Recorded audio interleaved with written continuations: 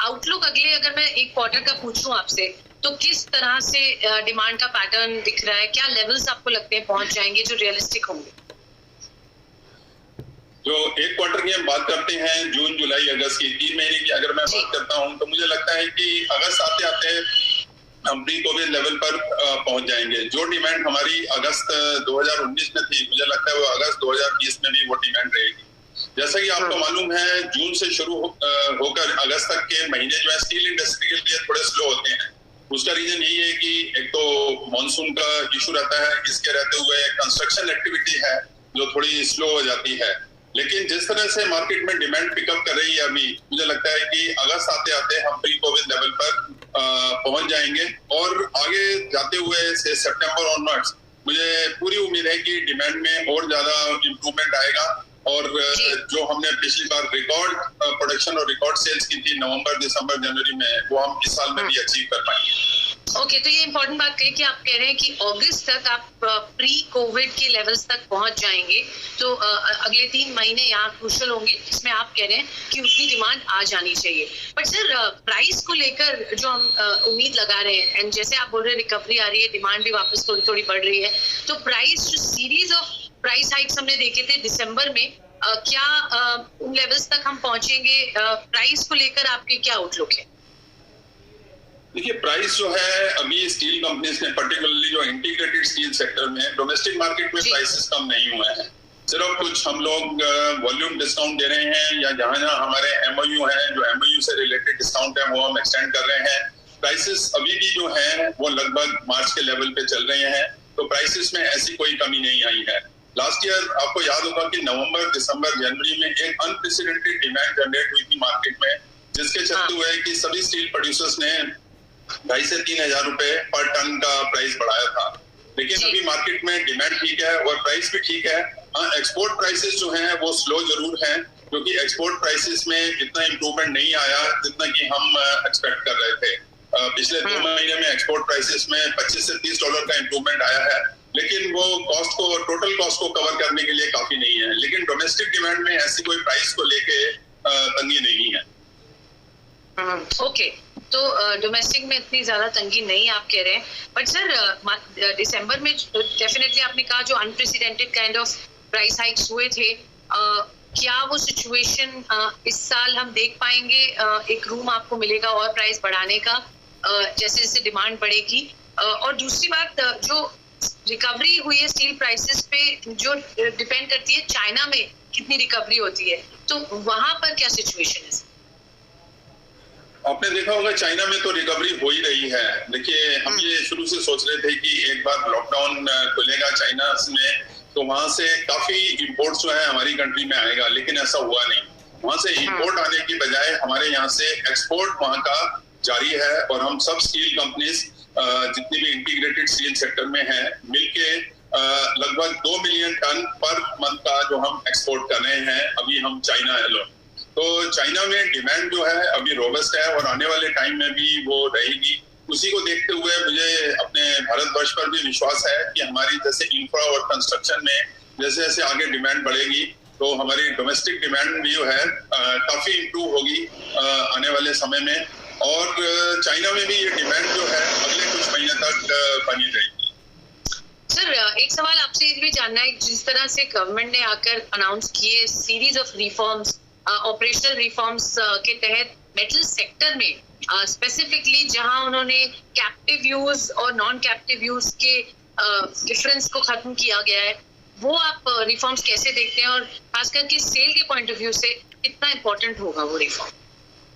Madam, ऐसा है कि आपने देखा होगा कि माइनिंग सेक्टर में खासतौर पे काफी रिफॉर्म्स आए हैं। आप मेरे ख्याल उसी की बात कर रहे हैं जब हम बोल रहे हैं कि इसमें जो कैप्टिव और नॉन कैप्टिव सेक्टर के अंदर जो डिफरेंस था वो खत्म हो गया।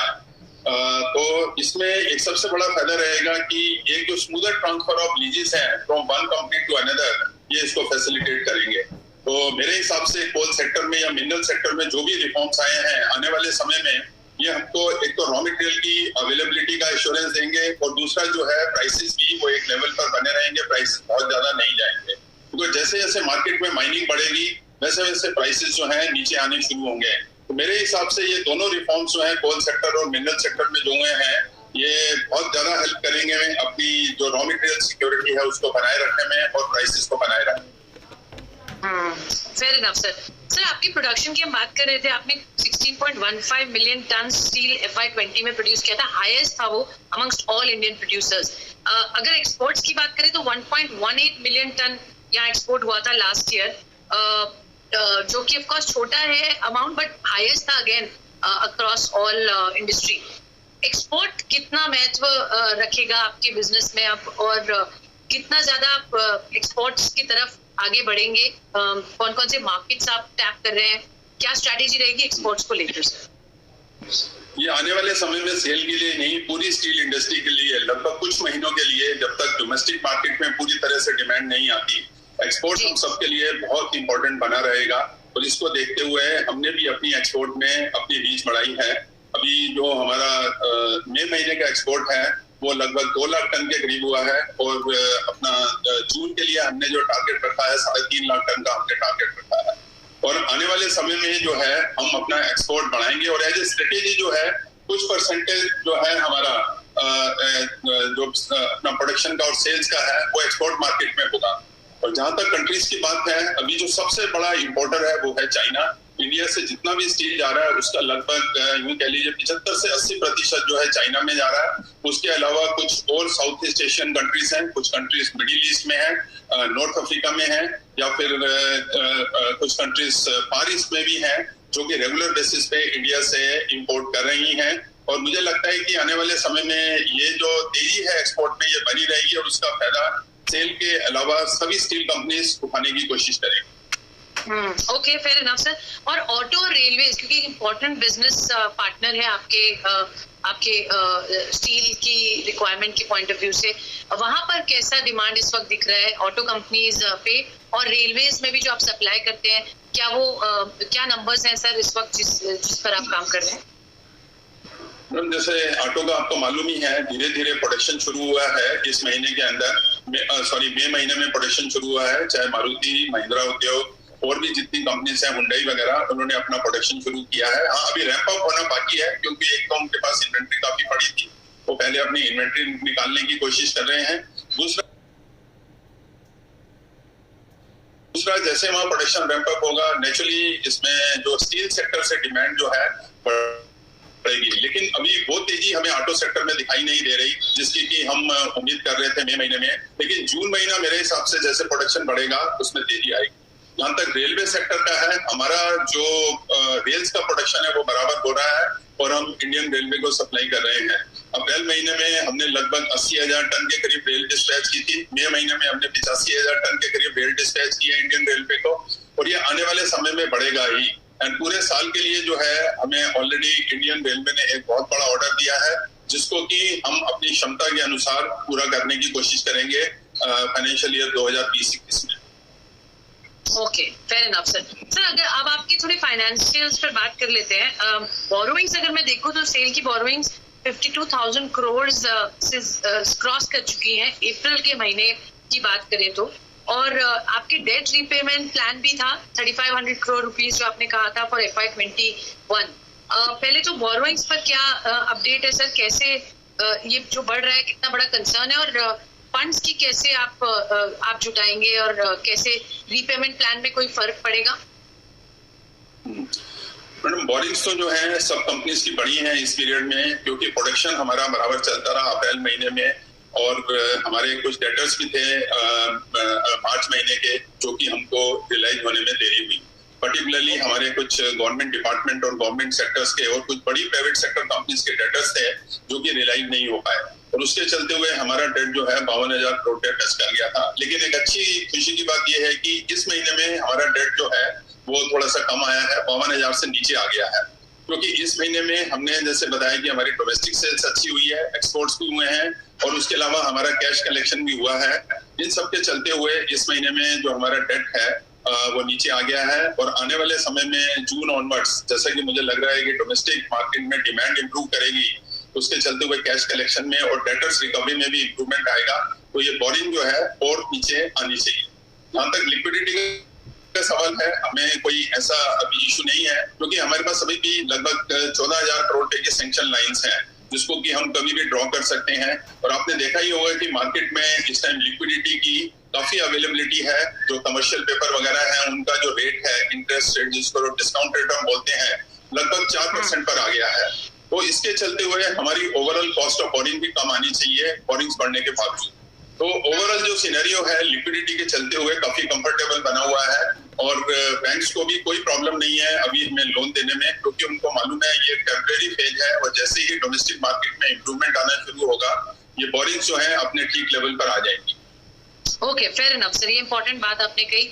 एक फाइनल सवाल सर, जो इन्वेस्टर्स और मार्केट एंटिसिपेट कर रहा है वो आपके जो 3 प्लांट्स हैं लॉस मेकिंग यूनिट्स थे जो उनका अब क्या आगे डिसइन्वेस्टमेंट किस तरह से आगे बढ़ेगा, क्या टाइमलाइंस होंगी सर? पहले भी इन प्लांट्स को कोशिश की गई थी बेचने की बट वो नहीं हो पाया, तो अब क्या किस तरह से कॉन्फिडेंस आपको मिल रहा है कि ये प्लांट बिक जाएंगे और कितना पैसा आप जुटाने की कोशिश कर रहे हैं इसके थ्रू?